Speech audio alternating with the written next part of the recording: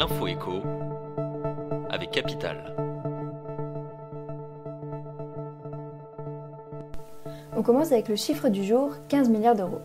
C'est le montant des économies que Matignon s'est fixé pour le futur budget 2024. Pour y parvenir, le gouvernement a passé au crible début janvier 12 postes des dépenses jugées prioritaires.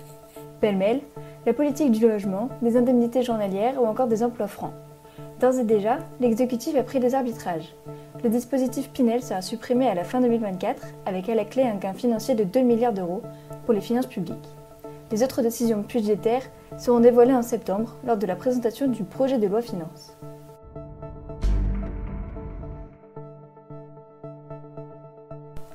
On enchaîne avec la mauvaise nouvelle du jour. Lors de vos vacances hors zone euro, vous risquez de payer plus cher vos retraits, mais aussi vos paiements. Une étude du comparateur Panorabank, que Capital dévoile en exclusivité, lève le voile sur ces montants souvent peu connus des clients. Les tarifs pratiqués varient sensiblement selon la banque. SG, issu de la fusion entre Société Générale et Crédit du Nord, impose 1 euro fixe et 2,70% de la part variable si le paiement est supérieur à 10 euros. A l'inverse, la Caisse d'épargne Île-de-France se distingue en affranchissant ses clients de la part fixe sur les retraits, mais en imposant 2,8% de frais variables. Retrouvez l'ensemble de ces données sur notre site.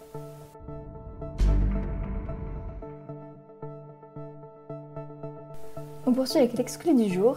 Connaissez-vous parmi les villes qui comptent le plus de résidences secondaires celles menacées par les catastrophes naturelles?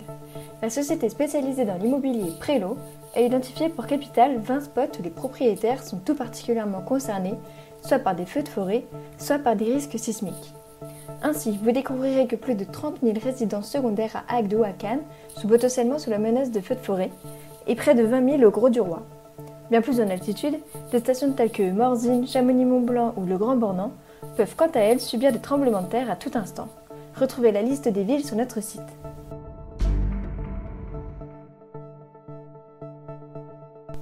Et pour terminer, la bonne nouvelle du jour. Un rendement de 10%, c'est ce que rapporte en moyenne la mise en location de sa cave à Paris, tous arrondissements confondus. D'après une étude de la plateforme juststock.com, la rentabilité des espaces de stockage reste très élevée dans les grandes villes où le moindre mètre carré vaut de l'or. Avec la hausse du coût des crédits immobiliers, ce type d'investissement qui offre un bon rendement à moindre frais et avec peu de contraintes est de plus en plus prisé par les investisseurs. À Lyon, louer sa cave peut rapporter jusqu'à 2 fois plus que la location d'un appartement. À Paris, cela peut même être 3 fois plus intéressant. C'était l'info écho avec Capital.